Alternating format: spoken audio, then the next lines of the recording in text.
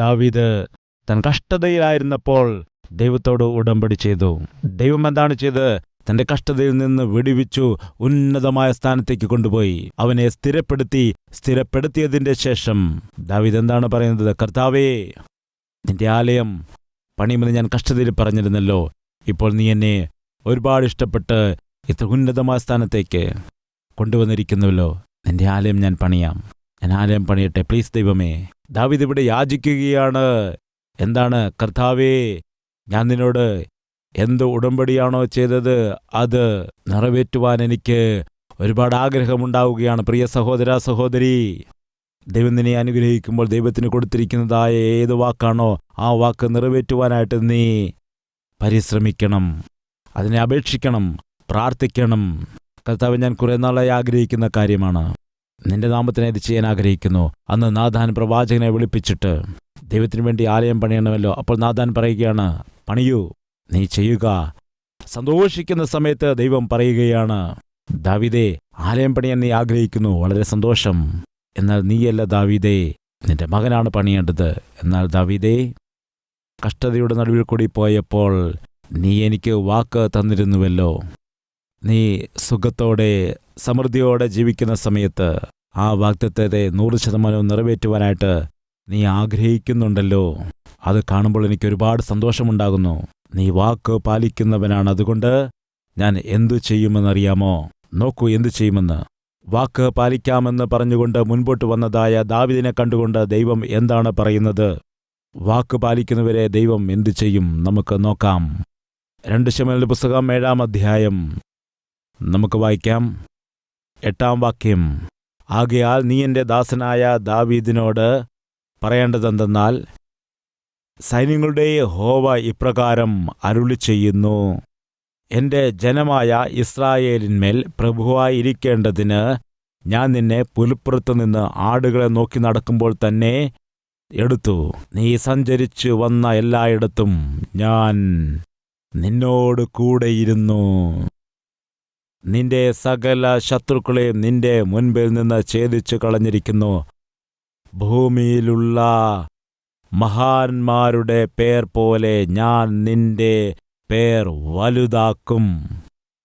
എന്താണ് പറയുന്നത്? നീ ആട്ടിടയനാണ്, എനിക്ക് ഓർമ്മയുണ്ട്.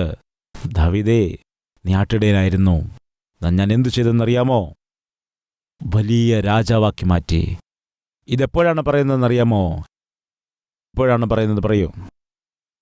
എപ്പോഴാണോ ഈ ദാവീദ് കഷ്ടകാലത്തായിരുന്നപ്പോൾ, ഞെരുക്കത്തിൽ ആയിരുന്നപ്പോൾ, താൻ പ്രയാസത്തിൽ ആയിരുന്നപ്പോൾ, അപമാനത്തിൽ കൂടി പോയിരുന്നപ്പോൾ, കാട്ടിൽ കൂടി നടന്നപ്പോൾ, യാതൊരു ഗതിയുമില്ലാതെ നടന്ന സമയത്ത്, ആരും സഹായമില്ലാതിരുന്നപ്പോൾ ദാവീദ് ദൈവത്തോട് ഉടമ്പടി ചെയ്യുകയാണ്. ദൈവമേ, ഞാൻ നിനക്ക് ഒരു ആലയം പണിയാൻ ആഗ്രഹിക്കുന്നു, മനോഹരമായ ആലയം പണിയാൻ ആഗ്രഹിക്കുന്നു എന്ന് പറഞ്ഞ് ഉടമ്പടി ചെയ്തു. അവൻ സ്ഥിരപ്പെട്ടപ്പോൾ ആ ഉടമ്പടിയെയും ആ വാഗ്ദത്തത്തെയും നിറവേറ്റണം എന്നാഗ്രഹിക്കുന്ന സമയത്ത് ദൈവം എന്തു പറഞ്ഞെന്നറിയാമോ? ദാവീദേ, നീ ഒരു കാലത്ത് ആട്ടിടയനായിരുന്നു, എന്നാൽ ഇപ്പോൾ ഞാൻ നിന്നെ വലിയൊരു രാജാവാക്കി മാറ്റിയിരിക്കുകയാണ്. നിന്നെ തോൽപ്പിക്കാൻ ഇപ്പോൾ ആരുമില്ല. അങ്ങനെ ശ്രേഷ്ഠനായ ഒരു രാജാവാക്കി ഞാൻ നിന്നെ മാറ്റിയതിനു ശേഷം നീ എന്നെക്കുറിച്ച് ആലോചിക്കുന്നു. കഷ്ടതയിലായിരുന്നപ്പോൾ നീ എന്നെക്കുറിച്ച് ആലോചിച്ചു. സമൃദ്ധിയിലേക്ക് വന്നതിന് ശേഷവും നീ എന്നെക്കുറിച്ച് ചിന്തിക്കുന്നു. ദാവീദേ, ഞാൻ എന്തു ചെയ്യുമെന്നറിയാമോ? നമുക്ക് നോക്കാം. ഞാൻ എൻ്റെ ജനമായ ഇസ്രായേലിന് ഒരു സ്ഥലം കൽപ്പിച്ചു കൊടുക്കുകയും അവർ സ്വന്തം സ്ഥലത്ത് പാർത്ത് അവിടെ നിന്ന് ഇളകാതിരിക്കത്തക്കവണ്ണം അവരെ നടുകയും ചെയ്യും. പണ്ടത്തെ പോലെയും എൻ്റെ ജനമായ ഇസ്രായേലിന് ഞാൻ ന്യായാധിപന്മാരെ കൽപ്പിച്ചാക്കിയ കാലത്തെ പോലെയും ഇനി ദുഷ്ടന്മാർ അവരെ പീഡിപ്പിക്കയില്ല. നീ എന്നെക്കുറിച്ച് ആലോചിച്ചു. അതുകൊണ്ട് നിന്റെ ഭരണകാലത്ത് ഞാൻ എന്തു ചെയ്യുമെന്നറിയാമോ? നിന്റെ ഭരണകാലത്ത് നിന്റെ കീഴിലുണ്ടായിരിക്കുന്നതായ സകല ജനത്തെയും ഞാൻ സ്ഥിരപ്പെടുത്തും. നിന്റെ ജനം സ്വസ്ഥതയോടെ ജീവിക്കുവാനിടയാകും. അവർ ഇളകാതെ സ്ഥിരമായി ജീവിക്കാനായി അവരെ ഞാൻ നടും. അവരിന് ഉഴലേണ്ട കാര്യമില്ല. അവിടെ നിന്നും ഇവിടെ നിന്നും അങ്ങോട്ടും ഇങ്ങോട്ടും അലഞ്ഞു നടക്കേണ്ട കാര്യമില്ല. ഒരിക്കലും ഇനിയും ദുഷ്ടന്മാർ അവരുടെ നേരെ കടന്നു വരാതിരിക്കുവാൻ ഞാൻ അവരെ സംരക്ഷിക്കും. കൽവെട്ടമ്പലിൻ്റെ ആലയം എവിടെ നിർമ്മിക്കണമെന്ന്, അതിനുവേണ്ടി എവിടെയാണ് സ്ഥലം വാങ്ങണമെന്നൊക്കെ ഞാൻ ആഗ്രഹിച്ച സമയത്ത് ദുഷ്ടരായ പല ആളുകളും കാൽവെട്ടമ്പലിൻ്റെ സഭ പണിയാതിരിക്കുവാനായി, ഇതിനുള്ള സ്ഥലം വാങ്ങാതിരിക്കുവാനായി പല തടസ്സങ്ങളും ഉണ്ടാക്കി വയ്ക്കുന്നുണ്ട്, പല എതിർപ്പുകളും ഉണ്ടാക്കുന്നുണ്ട്. ഒരു ഫംഗ്ഷൻ ഹാളിൽ ചെന്നിട്ട് അവിടെ ആരാധന നടത്തുമ്പോൾ അവിടെ തടസ്സമുണ്ടാക്കുന്നു. മറ്റൊരു ഫംഗ്ഷൻ ഹാളിൽ ചെന്നിട്ട് അവിടെ ആരാധന നടത്തുമ്പോൾ അവിടെയും തടസ്സങ്ങൾ. ദൗർഭാഗ്യകരമായ അവസ്ഥ എന്താണെന്ന് വെച്ചാൽ, ഈ തടസ്സങ്ങൾ ഉണ്ടാക്കുന്നതായ വ്യക്തികളിൽ കൂടുതൽ പേരും പിശാചിന്റെ പ്രേരണയാൽ കാര്യങ്ങൾ ചെയ്യുന്ന ചിലരാണ്. അവരുടെ കൂടെ വേദപുസ്തകം പഠിപ്പിക്കുകയും പ്രസംഗിക്കുകയും ചെയ്യുന്ന ആളുകൾ ഉണ്ടായിരിക്കുന്നത് വാസ്തവത്തിൽ ദാരുണമാണ്. അതുകൊണ്ട് പ്രിയപ്പെട്ട ദൈവമക്കളെ, ദൈവം നമുക്ക് തരുന്ന വാഗ്ദത്തം നമുക്ക് പ്രാപിച്ചെടുക്കാം. ആ വാഗ്ദത്തം എന്താണ്? എൻ്റെ ജനം അവർ സ്വന്തം സ്ഥലത്ത് പാർത്ത് അവിടെ നിന്ന് ഇളകാതിരിക്കത്തക്കവണ്ണം അവരെ നടുകയും ചെയ്യും. പണ്ടത്തെ പോലെയും എൻ്റെ ജനമായ ഇസ്രായേലിന് ഞാൻ ന്യായാധിപന്മാരെ കൽപ്പിച്ചാക്കിയ കാലത്തെപ്പോലെയും ഇനി ദുഷ്ടന്മാർ അവരെ പീഡിപ്പിക്കുകയില്ല, ഉപദ്രവിക്കുക ഇല്ല. ഞാൻ നിന്റെ സകല ശത്രുക്കളെയും അടക്കി നിനക്ക് സ്വസ്ഥത നൽകും. യഹോവ നിനക്കൊരു ഗൃഹമുണ്ടാക്കുമെന്ന് യഹോവ നിന്നോട് അറിയിക്കുന്നു. നിന്റെ ഉദരത്തിൽ നിന്ന് പുറപ്പെടുവാൻ ഇരിക്കുന്ന സന്തതിയെ, നിന്റെ ആയുഷ്കാലം തികഞ്ഞിട്ട് നീ നിന്റെ പിതാക്കന്മാരോടുകൂടെ നിദ്ര കൊള്ളുമ്പോൾ ഞാൻ നിനക്ക് പിന്തുടർച്ചയായി സ്ഥിരപ്പെടുത്തുകയും അവൻ്റെ രാജത്വം ഉറപ്പിക്കുകയും ചെയ്യും. ദാവീദേ, നീ ഉണ്ടായിരിക്കുന്നിടത്തോളം കാലം നിന്റെ രാജത്വം സ്ഥിരമായിരിക്കും. നിന്റെ ജനത്തെ ഞാൻ സ്ഥിരപ്പെടുത്തും. ദുഷ്ടന്മാർ ഉണ്ടാക്കി വയ്ക്കുന്നതായ പ്രശ്നങ്ങളിൽ നിന്നും നിന്റെ ജനത്തെ ഞാൻ സംരക്ഷിക്കും. എത്ര വലിയ വാഗ്ദത്തമാണ്! എപ്പോഴാണോ ദൈവത്തെക്കുറിച്ച് നാം ആലോചിക്കുന്നത്, ദൈവത്തിൻ്റെ ആലയത്തെക്കുറിച്ച് നമ്മൾ ആലോചിക്കുന്നത്, ദൈവത്തിൻ്റെ സുവിശേഷത്തെ ലോകത്തിന് പകർന്നു കൊടുക്കേണ്ടത് നമ്മുടെ ഉത്തരവാദിത്തമാണ്. നിങ്ങളിൽ എത്ര പേരുണ്ട് ഇന്ന് ഒരു കാലത്ത് ഇരുട്ടിൽ നിറഞ്ഞ ജീവിതമായിരുന്നു, എന്നാൽ ദൈവം എന്നെ ഇരുട്ടിൽ നിന്നും ഇരുട്ടിൻ്റെ അധികാരത്തിൽ നിന്നുമൊക്കെ വിടുവിച്ചിട്ട് ഈ ദിവസം ദൈവം എന്നെ തൻ്റെ പൈതലാക്കി മാറ്റിയെന്ന് പറയുന്നവർ കരമുയർത്താമോ? യെസ്. എന്നാൽ നിങ്ങളെല്ലാവരും സാക്ഷ്യം പറയുകയാണ്. എന്താണെന്ന് വെച്ചാൽ, ദൈവം എന്നെ ഇരുട്ടിൽ നിന്ന് വിടുവിച്ചിരിക്കുന്നു, വെളിച്ചത്തിലേക്ക് നടത്തി. എന്തിനാണ് നടത്തിയത്? പത്രോസ് എഴുതിയ 1 ലേഖനം 9 അധ്യായം 2 വാക്യം. നിങ്ങളോ അന്ധകാരത്തിൽ നിന്നു തൻ്റെ അത്ഭുത പ്രകാശത്തിലേക്ക് നിങ്ങളെ വിളിച്ചവൻ്റെ സൽഗുണങ്ങളെ ഘോഷിപ്പാൻ തക്കവണ്ണം തിരഞ്ഞെടുക്കപ്പെട്ടതായ ഒരു ജാതിയാണ്. ഇരുട്ടിൽ നിന്ന് പുറത്തു വന്നു എന്ന് നിങ്ങൾ പറയുന്നുവല്ലോ. നമ്മൾ ആരാണെന്നറിയാമോ? ദൈവം തിരഞ്ഞെടുത്തതായ ദൈവത്തിൻ്റെ ജനമാണ് നമ്മൾ. 2, തിരഞ്ഞെടുക്കപ്പെട്ടതായ ഒരു ജാതിയും രാജകീയ പുരോഹിത വർഗവും വിശുദ്ധ വംശവും ദൈവത്തിൻ്റെ സ്വന്തം ജനവുമാകുന്നു നമ്മൾ. ദൈവജനമാണ് നമ്മൾ. മനസ്സിലാകുന്നുണ്ടോ? എന്തിനാണ് ദൈവം നമ്മെ ഇരുട്ടിൽ നിന്ന് വിടുവിച്ചതെന്ന് ചോദിച്ചാൽ, സുഖവും സന്തോഷവും സമാധാനവും സംതൃപ്തിയും മാത്രം അനുഭവിക്കാൻ, ലോകത്തിൻ്റെ സുഖസൗകര്യങ്ങൾ അനുഭവിക്കേണ്ടതിന് വേണ്ടിയല്ല. എന്തുകൊണ്ടാണ് പാപത്തിൽ നിന്നും ദൈവം നമ്മെ വിടുവിച്ചത്, നമ്മെ നീതീകരിക്കുവാൻ ഇടയായതെന്ന് ചോദിച്ചാൽ, നമ്മൾ അവൻ്റെ വംശമായിട്ട്, രാജകീയ പുരോഹിത വർഗമായിട്ട്, വിശുദ്ധ ജനമായിട്ട്, ദൈവത്തിൻ്റെ സ്വന്തം ജനമായിട്ട് അവൻ്റെ സൽഗുണങ്ങളെ ഘോഷിക്കുവാൻ തക്കവണ്ണം ഇടയാകണം. അതാണ്. ഈ ഭൂമിയിൽ നീ വേല ചെയ്യുകയാണെങ്കിൽ ആർക്കു വേണ്ടി വേല ചെയ്യണം? ഉദാഹരണത്തിന്, ഒരു സോപ്പ് കമ്പനിയിൽ നീ ജോലി ചെയ്യുന്നു എന്നിരിക്കട്ടെ. അങ്ങനെ അവിടെ നീ ജോലി ചെയ്യുമ്പോൾ എന്തിനു വേണ്ടി, ആരുടെ സമൃദ്ധിക്ക് വേണ്ടിയാണ് നീ ജോലി ചെയ്യുന്നത്? ആ കമ്പനിയുടെ വളർച്ചയ്ക്ക് വേണ്ടി നീ പോരാടും. എന്ത് വിൽക്കാനാണ് നീ ശ്രമിക്കുന്നത്? സോപ്പുകൾ വിൽക്കുവാനായിട്ട് ശ്രമിക്കും. ആ സോപ്പ് അനേകർ വാങ്ങാനായിട്ട് നീ പ്രേരിപ്പിക്കും. അതിൻ്റെ പേര് പ്രശസ്തിയാക്കാൻ നീ ആഗ്രഹിക്കും. അത് ഒരു പട്ടണത്തിൽ ആയിരുന്നുവെങ്കിൽ അനേക പട്ടണങ്ങളിലേക്ക് എത്തിക്കാൻ ശ്രമിക്കും. അനേക ഇടങ്ങളിൽ ആ സോപ്പ് ജനങ്ങൾ ഉപയോഗിക്കാൻ ആഗ്രഹിക്കും. രാജ്യങ്ങളിൽ ആ സോപ്പ് ജനങ്ങൾ ഉപയോഗിക്കാൻ ആഗ്രഹിക്കും. എന്തുകൊണ്ടെന്നാൽ ആ സോപ്പ് നല്ലതാണെന്നും അത് ഉപയോഗിച്ചാൽ അണുക്കളൊക്കെ നശിച്ചു പോകുമെന്ന്, ഇൻഫെക്ഷനൊന്നും ഉണ്ടാവുകയില്ല എന്ന്, ശരീരം ശുദ്ധിയോടെ ഇരിക്കുമെന്ന് നീ വിശ്വസിച്ചതുകൊണ്ട് ഈ സോപ്പ് എല്ലാവരും വാങ്ങിച്ചാൽ നല്ലതാണെന്ന് നീ മനസ്സിൽ ആഗ്രഹിക്കാനിടയാകും. കാരണം നീ ആ സോപ്പ് കമ്പനിയിൽ ജോലി ചെയ്യുന്നത് കൊണ്ടാണ്. സഹോദര സഹോദരി, നാം എല്ലാവരും ദൈവത്തിൻ്റെ പേരിൽ അവൻ്റെ നാമത്തിനു വേണ്ടി ഈ ഭൂമിയിൽ ജോലി ചെയ്യുന്ന അവൻ്റെ മക്കളാണ്. അതുകൊണ്ട് നമ്മൾ എന്തു ചെയ്യണം? യേശു കർത്താവ്, രക്ഷകനായിരിക്കുന്ന കർത്താവ് നൽകുന്ന രക്ഷയെക്കുറിച്ച്, അവൻ്റെ സമാധാനത്തെക്കുറിച്ച്, അവൻ നൽകുന്ന ക്ഷമയെക്കുറിച്ച്, അവൻ്റെ നിത്യജീവനെക്കുറിച്ച് പ്രചരിപ്പിക്കണം. എൻ്റെ ചുറ്റുപാടുമുള്ളവർ രക്ഷിക്കപ്പെടണം.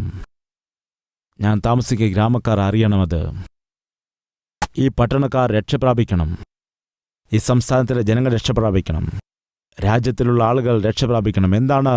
അവർ ദൈവം കൊടുക്കുന്ന പാപക്ഷമ നേടിയെടുക്കണം. ദൈവം നൽകുന്നതായ സമാധാനം, ദൈവം കൊടുക്കുന്നതായ നിത്യജീവൻ, ദൈവം കൊടുക്കുന്നതായ ശാന്തിയും സന്തോഷവും എല്ലാവരും പ്രാപിക്കണം. ഇങ്ങനെ നമ്മൾ ആഗ്രഹിക്കണമോ വേണ്ടയോ? പറയൂ. നമ്മൾ ആഗ്രഹിക്കണം. ഒരു സോപ്പ് കമ്പനി ജോലി ചെയ്യുന്ന വ്യക്തി തന്നെ ആ സോപ്പ് എല്ലാവരും വാങ്ങി ഉപയോഗിക്കണമെന്ന് ആഗ്രഹിക്കുമ്പോൾ, ക്രിസ്തുവിൻ്റെ രക്തത്താൽ കഴുകപ്പെട്ട നമ്മൾ എല്ലാവരും രക്ഷപ്പെടണമെന്ന് ആഗ്രഹിക്കുന്നത് തെറ്റാണോ? തെറ്റല്ല. അതാണ് ദൈവം ആഗ്രഹിക്കുന്നത്. ഞാൻ ചെയ്തതായ ത്യാഗം എന്താണെന്നും ക്രൂശിൽ ചെയ്തതായ യാഗം എന്താണെന്നും നിങ്ങൾ പറയുന്നില്ല എങ്കിൽ, നിങ്ങൾ അറിയിക്കുന്നില്ല എങ്കിൽ ജനം എങ്ങനെ അറിയാനിടയാകും? കുറച്ചു പേർ ഒരു അരുവിയുടെ തീരത്ത് കളിച്ചുകൊണ്ടിരിക്കുകയാണ്. കുന്നിൽ നിന്നും ഉത്ഭവിച്ചു വരുന്ന ഒരു അരുവിയാണത്. ആ അരുവി ആ കുന്നിൽ നിന്നും ഒഴുകി മുൻപോട്ട് ചെന്ന് വലിയൊരു വെള്ളച്ചാട്ടമായിട്ട് മാറുകയാണ്. അതിനെ വാട്ടർഫാൾസ് എന്നാണ് നമ്മൾ പറയുന്നത്. അവിടെ ആഴങ്ങളിലേക്ക് പതിക്കുകയാണ്. ആരെങ്കിലും ഒഴുക്കിൽപ്പെട്ട് വരികയാണെങ്കിൽ വെള്ളച്ചാട്ടത്തിൽ പെടുകയും മരിക്കുകയും ചെയ്യും. കാരണം ഉയരത്തിൽ നിന്ന് വെള്ളം പതിക്കുന്ന സ്ഥലമാണ്. അവിടെ വലിയ വലിയ കല്ലുകളുണ്ട്. വീഴുകയാണെങ്കിൽ തല പൊട്ടിപ്പോകും. ഇവർ കളിക്കുന്ന സമയത്ത് ഒരു പയ്യൻ വെള്ളത്തിൽ വീണുപോയി. ആ അരുവിയുടെ തീരത്ത് കളിച്ചുകൊണ്ടിരുന്ന ഒരു പയ്യൻ വെള്ളത്തിൽ വീണു. വെള്ളത്തിൽ വീണ ആ പയ്യൻ മുൻപിൽ അരുവിയിൽപ്പെട്ട് ഒഴുകിപ്പോയിക്കൊണ്ടിരിക്കുന്നു. അങ്ങനെ ഒഴുകിപ്പോകുന്ന സമയത്ത് ആരെങ്കിലും രക്ഷിക്കാനുണ്ടോ എന്ന് നോക്കുമ്പോൾ ആരും രക്ഷിക്കാനില്ല. കാരണം ആ വെള്ളം ഒഴുകി കുറച്ച് മുൻപോട്ട് ചെന്നാൽ വലിയൊരു വെള്ളച്ചാട്ടമാണ്. അവൻ വീഴുന്നതിന് മുൻപ് തന്നെ രക്ഷിക്കണമെങ്കിൽ അവൻ അവിടെ ആ വെള്ളച്ചാട്ടത്തിൽ എത്തുന്നതിന് മുൻപ് തന്നെ രക്ഷിക്കണം, അല്ലെങ്കിൽ ഇവനും വീണുപോകും. ആരും ധൈര്യം കാണിച്ചില്ല. ഈ സമയത്ത് ഒരാൾ ഓടി വന്നു. ഒരു മനുഷ്യൻ വന്ന് പറഞ്ഞു, ഇതാ എൻ്റെ അരയ്ക്ക് ഞാനൊരു കയർ കെട്ടുകയാണ്. ഞാൻ വെള്ളത്തിലേക്ക് ചാടിയിട്ട് അവനെ പോയി ഞാൻ പിടിക്കാം. ഞാൻ അവനെ പിടിക്കുന്ന സമയത്ത് നിങ്ങൾ എന്ത് ചെയ്യണമെന്നറിയാമോ? ആ കയർ പിടിച്ച് ഞങ്ങളെ രണ്ടുപേരെയും വലിച്ചു കയറ്റണം. അതുകൊണ്ട് ആ വെള്ളത്തിലേക്ക് വീണ് ആ വെള്ളച്ചാട്ടത്തിൽ അകപ്പെടാതെ ഞങ്ങൾക്ക് രക്ഷപ്പെടുവാനായിട്ട് കഴിയും.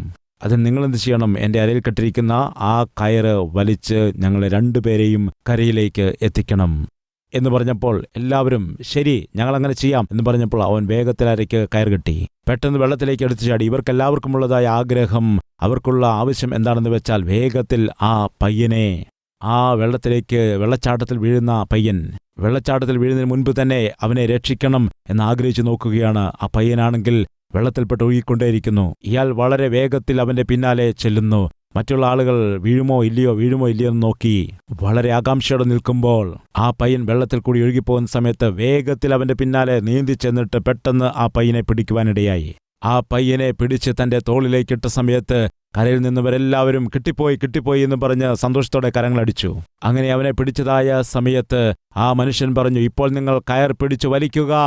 അയാൾ ഉറക്കെ പറഞ്ഞു, ആ കയർ വലിക്കുക, ഞാനിവനെ രക്ഷിച്ചിരിക്കുന്നു, ഇവനെ പിടിച്ചിരിക്കുന്നു, കയർ വലിക്കുക എന്ന് പറഞ്ഞ് ഉറക്കെ പറയുകയാണ്. ഇവരെന്താണ് ചെയ്യുന്നത്? കൈകളടിച്ചുകൊണ്ട് ആ കയർ വിടാനിടയായി. ആ കയർ വെള്ളത്തിൽ വീണുപോയി. അയാൾ ഉറക്കെ നിലവിളിക്കുകയാണ്, എൻ്റെ ജീവനെ പണയം വെച്ച് ഞാൻ ചെയ്യേണ്ട കാര്യം ചെയ്തു. ദയവേച്ചത് ആ കയർ പിടിച്ച് നിങ്ങൾ വലിച്ചെങ്കിൽ മാത്രമേ ഞാൻ ചെയ്തത് പ്രയോജനമാവുകയുള്ളൂ. നിങ്ങൾ കയർ വലിക്കുക. അത് കേട്ട് ഒരു വ്യക്തി പോലും ഒന്നും ചെയ്തില്ല. അയാൾ ഉറക്കെ വിളിക്കുകയാണ്, കയർ പിടിച്ച് വലിക്കാൻ പറയുമ്പോൾ, എന്തിനാണ് നിൽക്കുന്നത്? നിങ്ങൾ വലിക്കുക. അയാൾ പറയുകയാണ്, ഞാൻ ചെയ്യേണ്ട കാര്യങ്ങൾ ചെയ്തു. എൻ്റെ ജീവനെ പണയം വെച്ചു. ഇവനെ രക്ഷിച്ചു. ആ കയർ വലിച്ചു കയറ്റുക. ദയവ് ചെയ്ത് നിങ്ങൾ ചെയ്യേണ്ട കാര്യം ചെയ്യുക. അത് കേട്ട് നിസ്സഹായ അവസ്ഥയിൽ എല്ലാവരും തലകുനിച്ചുകൊണ്ട് അവിടെ നിന്നു. അങ്ങനെ വിളിച്ചുകൊണ്ട് അവനും അവനോടൊപ്പം ആ പയ്യനും ആഴത്തിലേക്ക് വീണു. പ്രിയ സഹോദര സഹോദരി, ഈ കാര്യം ഞാൻ പറഞ്ഞപ്പോൾ നിങ്ങൾ ആദ്യം സന്തോഷിച്ചു, ചിരിച്ചു. അവർ ആരാണ്? കയറിൽ പിടിക്കാതെ ആ കരയിൽ നോക്കി നിന്നവരാണ്. രക്ഷിക്കുവാനായി വെള്ളത്തിലേക്ക് ചാടിയതാരാണെന്നറിയാമോ? എൻ്റെ കർത്താവായ യേശു ക്രിസ്തുവാണ്. നശിച്ചു പോകുന്നത് ആരാണെന്നറിയാമോ? നീയും ഞാനുമൊക്കെയാണ്. ഞാനും നിങ്ങളും രക്ഷിക്കപ്പെടുവാനായി കർത്താവായ യേശു ക്രിസ്തു ഈ ലോകത്തിലേക്ക് ഇറങ്ങി വന്നു. അതുമാത്രമല്ല, എന്നെയും നിന്നെ രക്ഷിക്കേണ്ടതിനു വേണ്ടി തൻ്റെ ജീവനെ പണയം വെച്ച് നമ്മളെ രക്ഷിക്കുവാനിടയായി. ഇപ്പോഴെന്താണ് പറയുന്നത്? ഞാൻ ചെയ്യേണ്ട കാര്യം ചെയ്തിരിക്കുന്നു. പാപിയായ മനുഷ്യന് വേണ്ടി സ്വർഗത്തെ വിട്ട് ഭൂമിയിലേക്ക് ഇറങ്ങി വന്നു. പാപിയായ മനുഷ്യനു വേണ്ടി ക്രൂശിൽ മരിച്ചു. മരണത്തെ ജയിച്ച് ഉയർത്തെഴുന്നേറ്റു. ഞാൻ ചെയ്യേണ്ട കാര്യമെല്ലാം ചെയ്തു. ഇപ്പോൾ ഈ വാർത്ത ആരാണോ കേൾക്കുന്നത്, കേട്ട് വിശ്വസിക്കുന്നത്, അവർ നശിച്ചു പോകേണ്ട കാര്യമില്ല. നിങ്ങൾ പുറപ്പെടുക, ചെന്ന് ചെയ്യേണ്ട കാര്യങ്ങൾ ചെയ്യുക എന്ന് പറയുമ്പോൾ നാം എന്താണ് ചെയ്യുന്നത്? എപ്പോഴും ജോലി എന്ന് പറയുന്നു. സമ്പാദ്യത്തിൽ മാത്രം ശ്രദ്ധിക്കുന്നു. തമാശ പറഞ്ഞ് സമയം കളയുന്നു. ലോകപരമായ കാര്യങ്ങൾ ശ്രദ്ധിക്കുന്നു. എന്നാൽ എനിക്ക് വേണ്ടിയും നിനക്ക് വേണ്ടിയും കർത്താവ് തന്നിരിക്കുന്ന കൽപ്പനയെ നമ്മൾ മാറ്റിവെച്ചിരിക്കുന്നു. ഇപ്പോൾ എൻ്റെ ചോദ്യം, അയാൾ ആരും ചെയ്യാത്ത കാര്യമാണ് ചെയ്തത്. ജീവനെ പണയം വെച്ച് വെള്ളത്തിൽ ചാടി. തൻ്റെ ജീവനെ പണയം വെച്ച് ആ കുട്ടിയെ രക്ഷിച്ചു. ആ മകനെ രക്ഷിച്ചു. അവനിനി മരിക്കേണ്ട കാര്യമില്ല. പ്രിയ മാതാവേ, പിതാവേ, ദൈവം സകല പാപികളെയും രക്ഷിച്ചിരിക്കുന്നു. ആരും നരകത്തിലേക്ക് പോകേണ്ടതായ കാര്യമില്ല. ഇപ്പോൾ ആ വ്യക്തി പാതാളത്തിൽ പോകാതിരിക്കുവാൻ തക്കവണ്ണം ആ പയ്യനെ രക്ഷിച്ചു. ഇപ്പോഴാ പയ്യൻ വെള്ളച്ചാട്ടത്തിൽ വീണ് മരിക്കേണ്ടതായ കാര്യമില്ല. അവനെ രക്ഷിച്ചിരിക്കുന്നു. എന്നാൽ അതെപ്പോഴാണ് സഫലമാകുന്നതെന്നറിയാമോ? കരയിൽ നിൽക്കേണ്ട ആളുകൾ ചെയ്യേണ്ടത് ചെയ്യുമ്പോൾ അവർക്കൊരു കടമ കൊടുത്തിട്ടുണ്ട്. ആ ഉത്തരവാദിത്വം എന്താണ്? ജീവനെ പണയം വെച്ച് ഞാൻ പോയി അവനെ രക്ഷിക്കാം. എന്നാൽ നിങ്ങൾ ആ കയർ വലിക്കണം. അത് ചെയ്താൽ മതി. എന്നാൽ നിങ്ങൾ അതും ചെയ്തില്ല എങ്കിൽ ഞാൻ ചെയ്ത ത്യാഗത്തിന് പ്രയോജനമില്ല. പ്രിയ സഹോദരി, നിങ്ങൾ മനസ്സിലാക്കുക, നമ്മൾ കരയിൽ നിന്ന് കൈയടിക്കുന്നവരാണ്. ദൈവത്തിൻ്റെ ആലയത്തിൽ വന്ന് കൈകളടിക്കുന്നു, പാട്ടുപാടി കൈകളടിക്കുന്നു, വചനം കേൾക്കുമ്പോൾ കൈകളടിക്കുന്നു. തെറ്റൊന്നുമല്ല. എന്നാൽ ഈ കൈയടിക്കുന്നതിനിടയിൽ യഥാർത്ഥ സത്യത്തെ മറന്നുകളയരുത്. ആ സത്യം എന്താണ്? അന്ന് ആ വ്യക്തി ചെയ്യേണ്ട കാര്യം ചെയ്തു. ഇപ്പോൾ നിങ്ങൾ ചെയ്യേണ്ട കാര്യം നിങ്ങൾ ചെയ്യുക. നിങ്ങൾക്ക് തന്നിരിക്കുന്ന ഉത്തരവാദിത്തം ചെയ്യുക. പ്രാണനെ പണയം വെച്ച് അവൻ രക്ഷിച്ചു. ഇപ്പോൾ നിങ്ങളുടെ കാര്യം നിങ്ങൾ ചെയ്യൂ. എന്തു ചെയ്യണം? അവൻ പറഞ്ഞതുപോലെ ആ കയർ വലിച്ചാൽ അവൻ്റെ ത്യാഗത്തിന് പ്രയോജനമുണ്ടാകും, കഷ്ടതയ്ക്ക് പ്രയോജനമുണ്ടാകും. ആ പയ്യൻ രക്ഷപ്പെടും. യേശുക്രിസ്തു മരിച്ചു, അവനെ ക്രൂശീകരിച്ചു, അവൻ മരിച്ചു, ഉയർത്തെഴുന്നേറ്റു. ഉയർത്തെഴുന്നേറ്റ് യേശു എന്താണ് പറഞ്ഞത്? സകല മനുഷ്യരും ചെയ്തതായ പാപം നിമിത്തം ഞാൻ ശിക്ഷ അനുഭവിച്ചു, രക്തമൊഴുക്കിയിരിക്കുന്നു. ഇനിയും ഒരു വ്യക്തി പോലും ശിക്ഷിക്കപ്പെടേണ്ട ആവശ്യം ഇല്ല. ഇപ്പോൾ നിങ്ങൾ കടന്നു ചെന്ന് പറയുക, ആരും നരകത്തിലേക്ക് പോകേണ്ടതായ ആവശ്യമില്ല. നമ്മൾ ചെയ്തതായ സകല പാപപ്രവൃത്തികൾക്കും പകരമായുള്ള ശിക്ഷയിൽ നിന്നും ദൈവം നമ്മെ വിടുവിച്ചിരിക്കുന്നു. ഈ വാസ്തവം ചെന്ന് പറയുക. ഇതല്ലേ ദൈവം നമുക്ക് തന്നിരിക്കുന്ന ഉത്തരവാദിത്തം. ഇത് കാണാതെ പോയാൽ നമ്മൾ ആരാണ്? അന്ധകാരത്തിൽ നിന്നും തൻ്റെ അത്ഭുത പ്രകാശത്തിലേക്ക് നമ്മെ വിളിച്ചവൻ്റെ സൽഗുണങ്ങളെ, അവൻ്റെ ഗുണമെന്താണ്? അവൻ്റെ സ്നേഹവും അവൻ്റെ ത്യാഗവും അവൻ്റെ ക്ഷമയും ലോകത്തോട് ഘോഷിപ്പാൻ വേണ്ടി ആകുന്നു. ദൈവം എന്നെയും നിന്നെയും എന്താണ് ഇരുട്ടിൽ നിന്നും വിളിച്ചിരിക്കുന്നത്. അതാണ് ദൈവം ആഗ്രഹിക്കുന്നത്. രക്ഷിക്കപ്പെട്ടതിന് ശേഷം, അനുഗ്രഹിക്കപ്പെട്ടതിന് ശേഷം ദൈവകാര്യങ്ങൾ നോക്കാതെ, ദൈവിക സുവിശേഷത്തെ പരിഗണിക്കാതെ, നശിച്ചു പോകുന്ന ആളുകളെ നോക്കാതെ, ഞാൻ എൻ്റേത്, എൻ്റെ കുടുംബം, എൻ്റെ മക്കൾ, എൻ്റേത് എന്ന് പറഞ്ഞുകൊണ്ട് ജീവിച്ചു പോവുകയാണെങ്കിൽ പിന്നെ ആരാണ് ദൈവത്തിൻ്റെ സ്നേഹം ലോകത്തോട് പറയുന്നത്? പ്രിയമുള്ളവരെ, ഇത്ര ശുദ്ധമായ ദൈവത്തിൻ്റെ വചനം പ്രസംഗിക്കപ്പെടുന്നതായ നമ്മുടെ ആലയം തന്നെ ലോകത്തിന് സുവിശേഷം അറിയിച്ചില്ലെങ്കിൽ എന്താകും? ഒരു നിമിഷം ചിന്തിക്കുക. കഴിഞ്ഞ ആഴ്ച ഒരു കൊച്ചു പെൺകുട്ടി, ഏകദേശം 11-12 വയസ്സ് പ്രായമുണ്ട്, കൽവരി സ്ഥലത്തിൽ കൂടി സുവിശേഷത്തെ ദാനം ചെയ്യാനായി വന്ന സമയത്ത് ആ പെൺകുട്ടിക്ക് തനിയെ നടന്നു വരാൻ കഴിഞ്ഞില്ല. കൈപിടിച്ചുകൊണ്ടാണ് വന്നത്. മകളെ, എന്തിനാണ് അവളെ കൈപിടിച്ച് നടത്തുന്നത്? അയ്യോ, എൻ്റെ മകൾക്ക് കണ്ണിന് കാഴ്ചയില്ല. കണ്ണിന് കാഴ്ചയില്ലാത്ത ഈ പെൺകുട്ടി എന്തിനാണ് സുവിശേഷം ദാനം ചെയ്യുന്നത്? അവൾ എങ്ങനെയാണിത് ചെയ്യുന്നത്? അതിനുള്ള പണം എവിടെ നിന്ന് കിട്ടി? അവൾക്ക് കാഴ്ചയില്ലല്ലോ. അവൾക്ക് പെൻഷനുണ്ട്.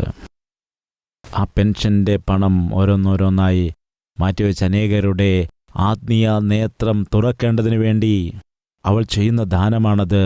പ്രിയ സഹോദര സഹോദരി, കണ്ണിന് കാഴ്ചയില്ലാത്ത ഒരു ചെറിയ പെൺകുട്ടി അനേകരുടെ ആത്മീയ നേത്രങ്ങൾ തുറക്കേണ്ടതിന് വേണ്ടി ശ്രമിച്ചുകൊണ്ടിരിക്കുമ്പോൾ, ശാരീരികമായ കണ്ണുകൾ തുറന്ന, ആത്മീയമായ കണ്ണുകൾ തുറന്നതായ നമ്മൾ എത്രത്തോളം സുവിശേഷം ലോകത്തിൻ്റെ മുൻപിൽ പങ്കുവയ്ക്കണം?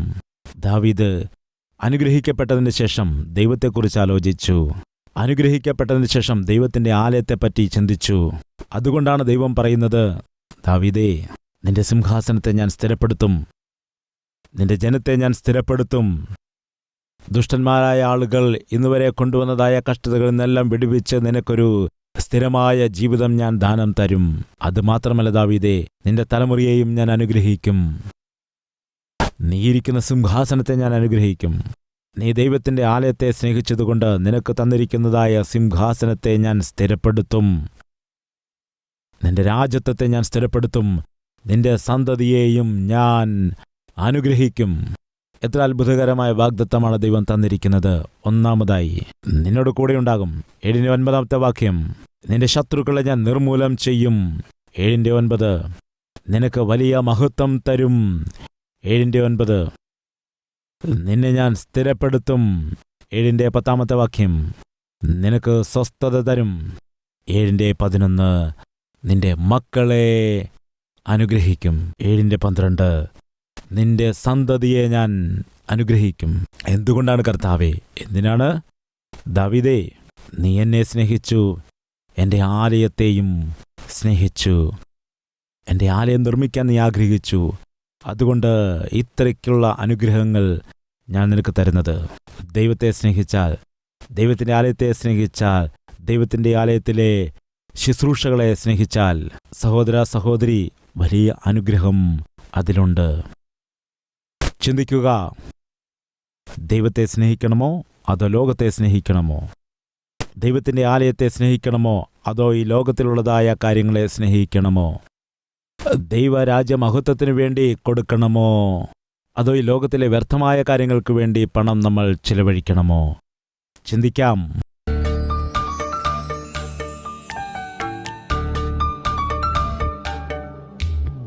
യേശുവേ, ഞങ്ങൾ വിശ്വസിക്കുന്നത് ഞങ്ങളുടെ കടമയാണ്.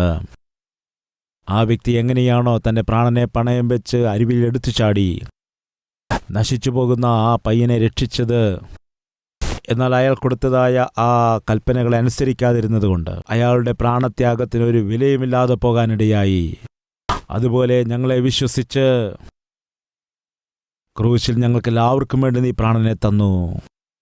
സത്യമറിയുന്നതായ ഞങ്ങൾ അറിയാത്തവരോട് അത് പറയുന്നില്ല എങ്കിൽ നീ ചെയ്തതായ ത്യാഗം വേസ്റ്റായി പോവുകയില്ലേ? യേശുവേ, ഞങ്ങളുടെ ആലയത്തിലുള്ള സകല വ്യക്തികളും കർത്താവ് നിന്നെക്കുറിച്ച് ചിന്തിക്കുന്നവരായി, നിന്റെ ഹിതത്തെ മനസ്സിലാക്കുന്ന വ്യക്തികളായി, നിന്റെ സുവിശേഷം പങ്കുവയ്ക്കുന്നവരാക്കി തീരാൻ വേണ്ടി സ്വാർത്ഥത എടുത്തു കളയണമേ. എല്ലാവരും സ്വന്തം കാര്യം മാത്രം നോക്കുന്നു, ദൈവിക കാര്യങ്ങൾ നോക്കുന്നില്ല. ദൈവമേ, ദൈവിക കാര്യങ്ങൾ നോക്കുവാനുള്ള മനസ്സ് ഞങ്ങൾക്ക് തരണമേ. നിന്റെ കാര്യങ്ങൾ, നിന്റെ വേല, നിന്റെ സുവിശേഷം, നശിച്ചു പോകുന്ന ആത്മാക്കളെക്കുറിച്ച് വളരെ ചിന്തിക്കുവാനുള്ള ഒരു ആത്മഭാരം ഞങ്ങൾക്ക് തരണമേ. ദാവീദ് നിന്നെക്കുറിച്ച് ചിന്തിച്ചതുകൊണ്ട് ദാവീദിനെക്കുറിച്ച് നീ ചിന്തിച്ചു. ദാവീദിനോട് കൂടെ ഉണ്ടാകുമെന്ന് പറഞ്ഞു, ദാവീദിന് സ്ഥിരത കൊടുക്കുമെന്ന് പറഞ്ഞു, അവൻ്റെ രാജ്യത്തെ സ്ഥിരപ്പെടുത്തുമെന്ന് പറഞ്ഞു, സമാധാനത്തോടെ നിദ്ര കൊള്ളുമെന്ന് പറഞ്ഞു, അവൻ്റെ സന്തതി അനുഗ്രഹിക്കപ്പെടുമെന്നും നീ പറഞ്ഞു. കർത്താവേ, നിന്നെക്കുറിച്ച് ആലോചിച്ചാൽ എത്രയോ അനുഗ്രഹങ്ങളുണ്ട്. ആ അനുഗ്രഹങ്ങളെല്ലാം പ്രാപിച്ചെടുക്കുവാനുള്ള കൃപ ഞങ്ങൾക്ക് എല്ലാവർക്കും നൽകുമാറാകണമെന്ന് യേശുക്രിസ്തുവിന്റെ നാമത്തിൽ അപേക്ഷിക്കുന്നു പിതാവേ. ആമേൻ.